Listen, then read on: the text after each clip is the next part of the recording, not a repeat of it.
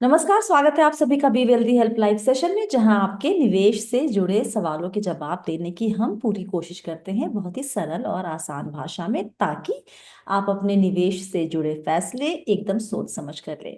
आज आपके सवालों के जवाब देने के लिए हमारे साथ हैं श्वेता जैन। श्वेता है फाउंडर इन्वेस्टोग्राफी प्राइवेट लिमिटेड की। 20 साल से अधिक का इनका अनुभव है। इन्होंने किताब भी लिखी है जिसका नाम है माई कॉन्वर्सेशन विथ मनी। तो अगर आपने ये किताब किताब अभी तक नहीं पढ़ी है तो right time to go and buy it and read it at least. नए साल के लिए कुछ एक अच्छा पढ़ने का रिकमेंडेशन दे रही हूँ मैं आपको। Shweta, thank you so much वक्त निकालने के लिए। कैसी हैं आप? मैं ठीक हूँ Swati. Thank you so much for having me. चलें, आपको कहीं जाना है तो हम आपका वक्त एकदम आज जाया नहीं करेंगे। फटफट सवाल लेंगे और फटफट जवाब लेंगे, दोनों ही, ठीक है? जी चलिए, बिल्कुल। पहला सवाल है प्रोसेनजीत जी का। 36 ईयर्स इनकी एज है। बेंगलुरु में रहते हैं लेकिन होम टाउन कोलकाता में है। इनके पोर्टफोलियो में है मोतीलाल का ELSS, ICICI Nifty 50, Mirae large and mid cap, Mirae large cap, Parag Parikh flexi, Axis small, Axis flexi और एचडीएफसी स्मॉल। 30 सितंबर तक इनका जो इन्वेस्टमेंट अमाउंट था वो था करीब 12.7 लाख का, जिसकी वैल्यू अभी 24 लाख है। डेट फ्री है, सारे फंड्स डायरेक्ट हैं। अभी इनका डेट के नाम पे जो इन्वेस्टमेंट है वो सिर्फ पीपीएफ में है, 3,000 per month. Emergency fund, health insurance, all done, very good. Portfolio review करवाना चाहते हैं। 12 साल में 2 करोड़ की जरूरत होगी इनको श्वेता, और 18 साल में 3 करोड़ की जरूरत होगी। साथ ही दूसरा सवाल है कि 4 लाख कैश है इनके पास, जिसे ये कम से कम 10 साल के लिए निवेश करना चाहते हैं, तो वो कहाँ करें? तो पहले क्विकली इनके पोर्टफोलियो पे जरा अपनी आप राय दे दें। इनका पोर्टफोलियो काफी अच्छा है, बट मुझे बस यही दिक्कत रहती है निवेशकों से कि वो कुछ ज्यादा स्कीम्स में हम्म। डाल देते हैं पैसा। तो कोई भी अंतर जो भी परफॉर्मेंस में फिर उनका इतना इम्पैक्ट नहीं हो पाता है। बट काफी अच्छा पोर्टफोलियो है। थोड़ा रेपिटेशन है, बट आई थिंक वो ठीक है। थोड़ा हम चेंजेस कर लेंगे अभी। हम्म। इनकी जो सवाल है अभी, जो 2 करोड़ इनको 12 साल बाद चाहिए और 3 करोड़ 18 साल के बाद, तो उनके लिए इनको निवेश अपना थोड़ा बढ़ाना पड़ेगा। 60,000 उनको पहले गोल के लिए निवेश करना पड़ेगा पर मंथ, और हम्म। 40,000 दूसरे गोल के लिए। तो उनको अपना निवेश बढ़ाना पड़ेगा। ऐसा नहीं है कि इमीडिएट करना है, बट अगर टॉप अप करते रहेंगे, हर कुछ महीनों में इंक्रीज अपना करते रहेंगे, तो वो अच्छा रहेगा। 4 लाख का जो इनका लमसम अमाउंट है, वो मैं रेकमेंड करूंगी कि ये इन्हीं स्कीम्स में डालें। अ, मोतीलाल ईएलएसएस में थोड़ा ये डाल सकते हैं, जो इनके साल का टैक्स सेविंग होता है उसके लिए। आईसीआईसीआई निफ्टी में डाल सकते हैं। सो मेरे लार्ज कैप में डाल सकते हैं, और एक्सिस स्मॉल कैप, और पराग पारिक फ्लेक्सी कैप। तो ये 5 स्कीम जो है, जो ऑलरेडी एग्जिस्टिंग है, उनमें डाल सकते हैं 4 लाख का। बट थोड़ा सा मैं इनको चेंज कहूंगी। जो ये चारों 5 फंड्स मैंने बताए इनको, उनके लिक्विड फंड्स में डाल के पैसा, कर लें। आईसीआईसीआई निफ्टी में लाख रुपए, तो ये उनके लिक्विड फंड में डालें, और धीरे धीरे स्टैगर्ड इन्वेस्टमेंट में अपने जो टारगेट स्कीम है, जैसे निफ्टी 50 है, उसमें डालें। जैसे आईसीआईसीआई लिक्विड फंड में डालेंगे लाख रुपए, और एक एसटीपी सिस्टमैटिक ट्रांसफर प्लान करेंगे हम्म। महीने के 5,000 रुपए का, तो वो जाएगा आईसीआईसीआई निफ्टी 50 में। इस तरह ये अपने पांचों स्कीम्स में निवेश करेंगे 4 लाख रुपए। तो ओवर द नेक्स्ट 1-1.5 ईयर्स ये इक्विटी पे जाएगा। ऑलराइट। तो पोर्टफोलियो से कुछ जो फंड निकालने हैं वो कौन से, या बंद करने की सलाह कुछ दे रही हैं आप? नहीं, बंद नहीं करना है। काफी अच्छा पोर्टफोलियो है, जस्ट थोड़ा रेपिटेशन है। और मुझे चाहिए कि ये इंक्रीमेंट करे। तो यही स्कीम्स में जो अपना है वो इंक्रीज करते रहेंगे, तो काफी ओवरऑल बैलेंस हो जाएगा। हम्म। प्रोसेनजीत जी का पोर्टफोलियो जो है श्वेता, थोड़ा लार्ज कैप हेवी पोर्टफोलियो है। मिड कैप का एलोकेशन उन्होंने कम दिया हुआ है, क्योंकि ईएलएसएस भी लार्ज कैप टिल्टेड होते हैं, फ्लेक्सी कैप भी होते हैं। तो और इनके पास लार्ज कैप भी अलग से भी है, निफ्टी 50 भी है, मिरे का लार्ज एंड मिड भी है। तो आई होप कि उनको पता है कि वो, शायद ये कॉन्शियस डिसीजन होगा कि मुझे लार्ज कैप में ही रहना है ज्यादा। आपको क्या लगता है? जी, ये अच्छा, एक्चुअली ये अच्छा रिफ्रेशिंग चेंज है कि हम्म। लार्ज कैप हैवी है। क्योंकि काफी इन्वेस्टर्स वरना जो रीसेंट परफॉर्मेंस होता है, या अग्रेसिव हो जाते हैं ज्यादा, इनके पोर्टफोलियो में लार्ज कैप ज्यादा होने से वॉलेटिलिटी उतना नहीं रहेगा, उतार चढ़ाव कम देखेंगे ये, और हम्म। एक स्टेडी पोर्टफोलियो लगता है। और हम्म। ऐसा भी होता है कि जिनका स्मॉल कैप या अग्रेसिव पोर्टफोलियो ज्यादा होता है, मार्केट में जब थोड़ा ज्यादा उतार चढ़ाव हो या थोड़ा करेक्शन हम देखें, तो वो थोड़ा पैनिक हो जाते हैं, क्योंकि जब डालते हैं पैसा तो ऐसा लगता है कि बहुत जल्दी बढ़ जाएगा, बट जब अपने पैसे की वैल्यू कम होते हुए देखते हैं इतना जल्दी से, तो हम्म। वो थोड़ा सा पैनिक हो जाते हैं। वो हम्म। पैनिक ये इन्वेस्टर नहीं देखेंगे, मिस्टर प्रसन्नजीत नहीं देखेंगे। तो मुझे लगता है कि ये काफी लंबे तरह से चलते रहेंगे अपने इन्वेस्टमेंट की ओर, और अपने गोल्स की तरफ थोड़ा अच्छे से ज्यादा कंफर्टेबली पहुंचेंगे। ओके। अगला सवाल डॉक्टर धनंजय कुमार जी का। इनकी उम्र भी है 39 ईयर्स। दिल्ली में रहते हैं। जॉब ऐसा है कि काफी वक्त नहीं दे पाएंगे अपने निवेश को ट्रैक करने में, या उसको चेक करते रहते नहीं है ये। तो अब इनके पोर्टफोलियो में 5 फंड्स है श्वेता। निफ्टी 100 ETF है, NASDAQ 100 ETF है, Parag Parikh flexi cap, Kotak mid cap और एक्सिस स्मॉल कैप। SIP की जो रकम है वो है 75,000। कंफ्यूज्ड है कि क्या पोर्टफोलियो में मल्टी कैप ऐड करना चाहिए यहाँ पर, या फिर बैलेंस्ड एडवांटेज फंड।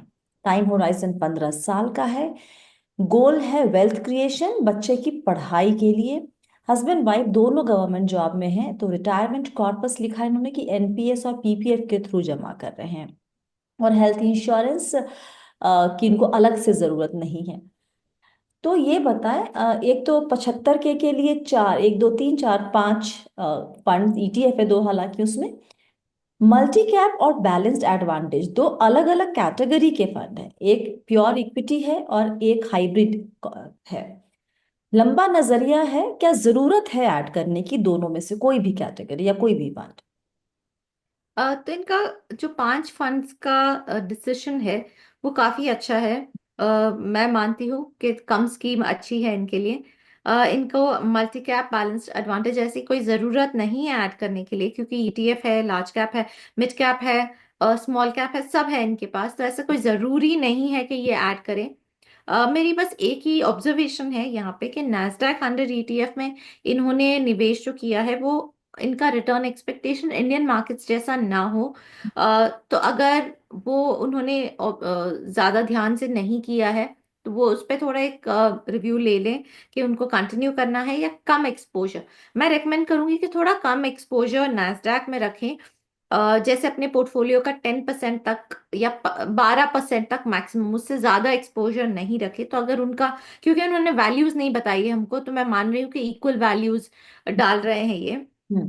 अगर वैसा कर रहे हैं तो थोड़ा सा कम कर दें, क्योंकि वरना 20% तो हो ही जाएगा, क्योंकि 5 स्कीम्स में इक्वल ये कर रहे हैं, तो थोड़ा सा कम कर दें।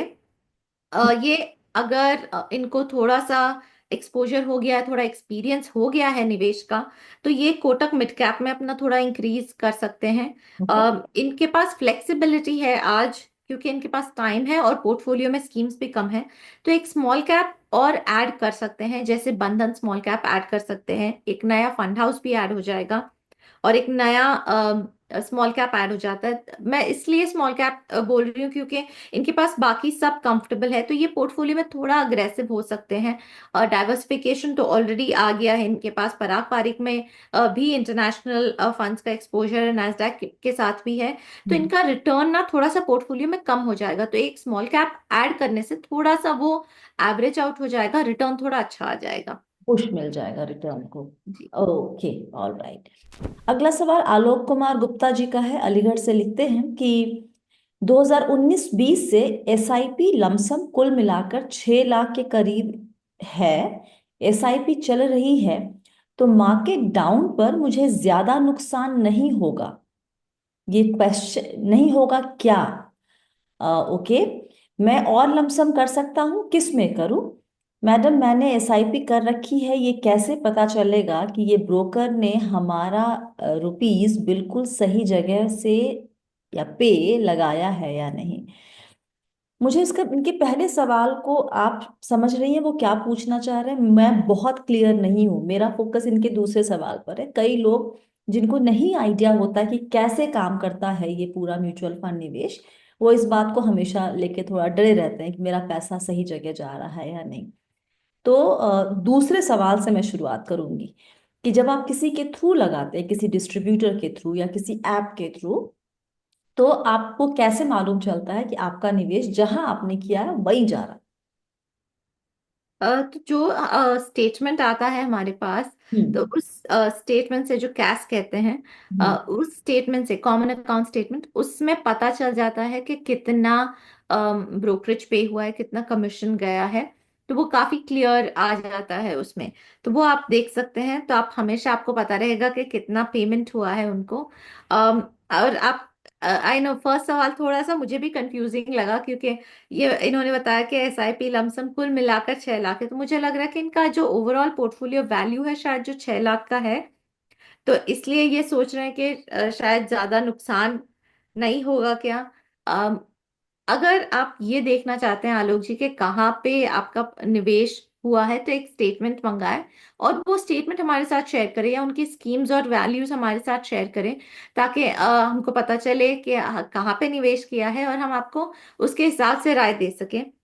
स्कीम के नाम होते हैं, अक्सर अभी आलोक जी का ये जो क्वेश्चन है बहुत एक्चुअली वैलिड है, क्योंकि काफी लोगों को पता भी नहीं रहता है कि कौन सी स्कीम्स में पैसा डाला हुआ है, या कौन से म्यूचुअल फंड्स में डाला हुआ है।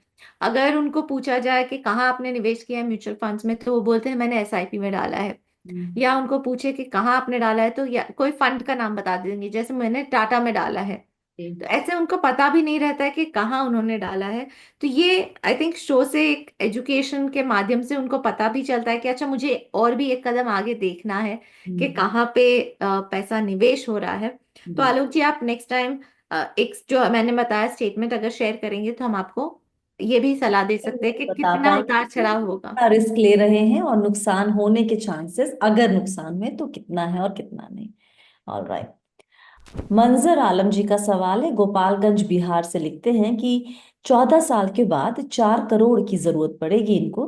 बेटी की एमबीबीएस एडमिशन का गोल है शायद इनका।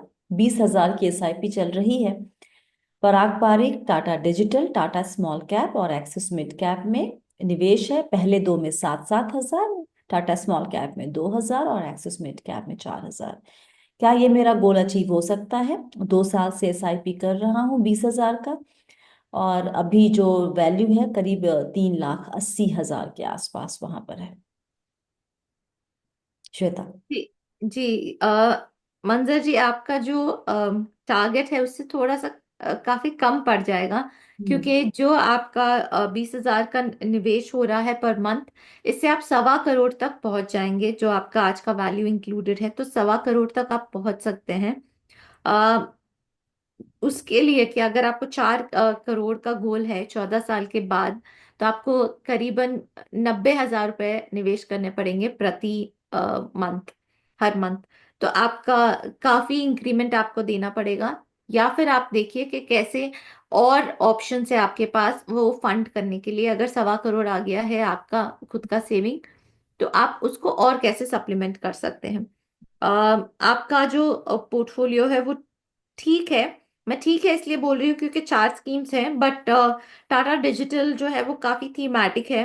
पराग पारिक फ्लेक्सी कैप अच्छा स्कीम है काफी। Tata small cap, axis mid cap, ये इसमें आप बने रह सकते हैं। बट आपका टाटा डिजिटल जो 7,000 का आपका निवेश है, सबसे ज्यादा अमाउंट जो है इसी में जा रहा है पराग पारिक के साथ। तो वो मैं रेकमेंड करूंगी कि वो आप यूटीआई निफ्टी 50 या डीएसपी निफ्टी 50 में डाल दें, तो काफी डाइवर्सिफिकेशन भी हो जाएगा, और कॉस्ट भी आपका कम पड़ेगा। क्योंकि ओवर टाइम हम रियलाइज नहीं करते हैं, कॉस्ट भी मैटर करता है, हर परसेंट मैटर करता है। तो ये आप चेंज करेंगे तो मुझे लगता है आप अपने गोल तक काफी अच्छे से पहुंच सकते हैं, अगर इंक्रीमेंट करें अपना एसआईपी और ये थोड़े कुछ चेंजेस करें तो। और अभी फिलहाल हालांकि नंबर जो बताए हैं श्वेता ने, मंजर आलम जी, वो बहुत अधिक जरूर आपको लग रहे होंगे। अगर आप इतनी रकम नहीं बढ़ा सकते हैं तो स्टेप अप एक बहुत ही बढ़िया ऑप्शन है। एक तो आप जब भी कुछ पैसे आपके पास लमसम आएंगे आप वो निवेश करते रहें, और हर साल 10, 12, 15% अगर आप बढ़ा सकते हैं, ये भी सुनने में बहुत अधिक लग रहा होगा, लेकिन जितना बढ़ा सकते हैं स्टेप अप उतना करते रहे, तो आप अपने गोल के और पास पहुंचते चले जाएंगे। अगला सवाल है रोहित कुमार जी का। दिल्ली से है लेकिन रहते हैं अजरबैजान यही यही बोलते हैं ना इसको, मैं कभी गई नहीं हूँ। तो यहाँ 40 साल इनकी उम्र है। करेंट एसआईपी इनकी करीब 2.5 लाख पर मंथ है, काफी बढ़िया नंबर। Don't have good financial knowledge दो, but I am regular viewer of your YouTube channel, thank you so much, means a lot. Portfolio में 16 फंड है श्वेता। आप बार बार कह रही है कि जितने कम उतने बेहतर, और इसलिए शायद इनको आज हमारी जरूरत पड़ी है। 16 फंड है, सबके नाम तो हम नहीं बता सकते, लेकिन बड़ा पोर्टफोलियो। सजेशन चाहिए 3 चीज पर। एसआईपी इनकी 2 ऐप के थ्रू है, ग्रो और एनजे। आर दे गुड और should I change them, first question. दूसरा है, 15-20 साल का इन्वेस्टमेंट होराइजन है, और अपने फंड्स के नंबर को ये कम करना चाहते हैं। किसको हटाऊं और किसको कोई और जोड़ना है क्या? जोड़ने का तो यहाँ सवाल थोड़ा कम दिख रहा है, लेकिन हाँ, किसे हटाया जाए। और अपनी एसआईपी को 3 लाख शायद ये करना चाहते हैं, तो उसके हिसाब से कैसे एलोकेट किया जाए इस पैसे को अपने एसआईपी में।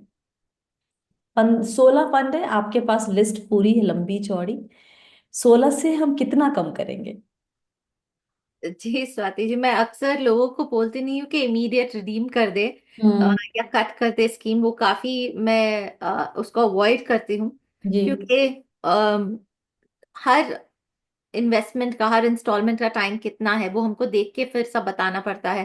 और हम्म। ओवरऑल पोर्टफोलियो, अक्सर लोग हमें अ, खाली सिर्फ एसआईपी का अमाउंट बोलते हैं, कि ओवरऑल उनका एक्सपोजर क्या है वो नहीं बताते। तो काफी चीजों को हमको कंसिडरेशन में लेना पड़ता है इसके पहले कि हम बोले कि आप इसको विड्रॉ ही कर दें। तो हम्म। मैं ये बात बताऊंगी कि आपको कहाँ एसआईपी रोकना है। तो पहले तो मुझे लगता है सब में एसआईपी रोकना पड़ेगा आपको, हाँ। क्योंकि एक्सेप्ट पराग पारिक फ्लेक्सी कैप, क्योंकि हर एक के अमाउंट जो है वो काफी कम आपने डाला हुआ है और काफी अलग वेरीड अमाउंट्स है।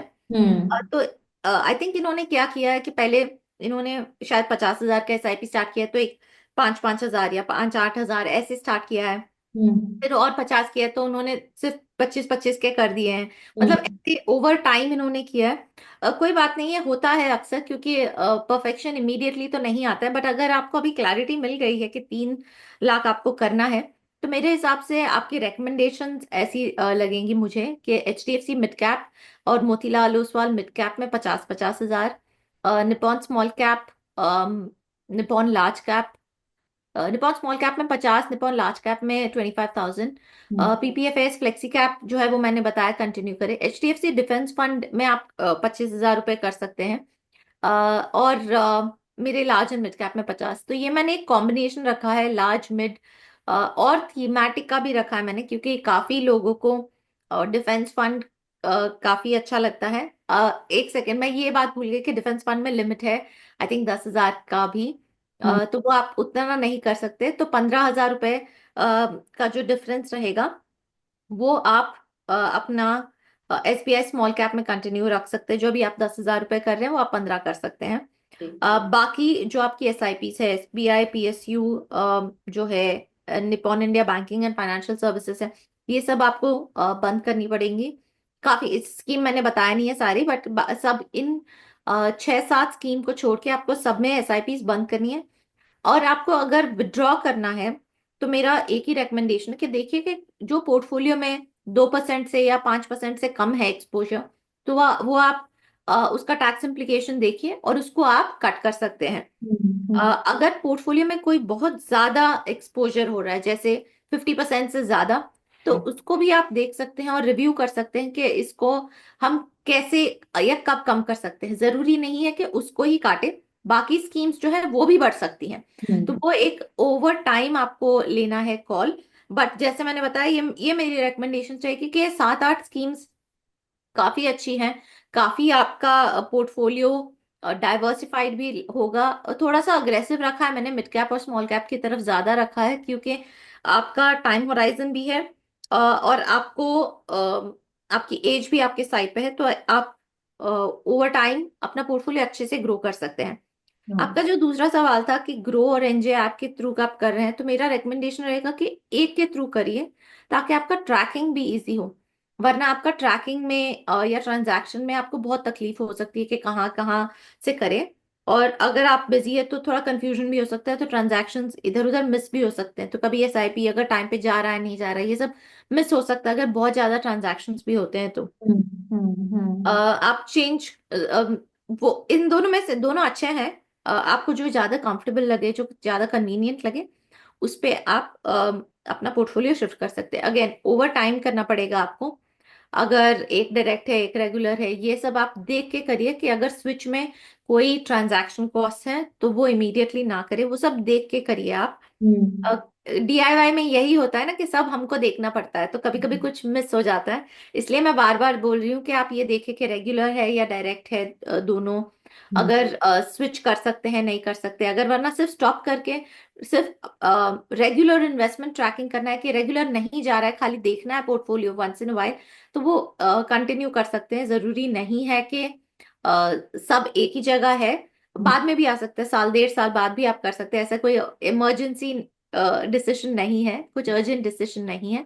जो ये स्कीम्स अभी मैंने बताई उनको करने के लिए आप एक ही प्लेटफॉर्म यूज करें तो आपको ज्यादा कन्वीनियंट रहेगा। ओके। और कुछ ऐड तो नहीं करा मैं, आइडियली इंडेक्स फंड ऐड करती, बट इतनी सारी स्कीम्स है तो वो मुझे बिल्कुल भी मन नहीं हो जरूरत रहा है नहीं लग कुछ रही है ऐड करें, तो अभी। इसलिए मैंने नहीं ऐड किया है।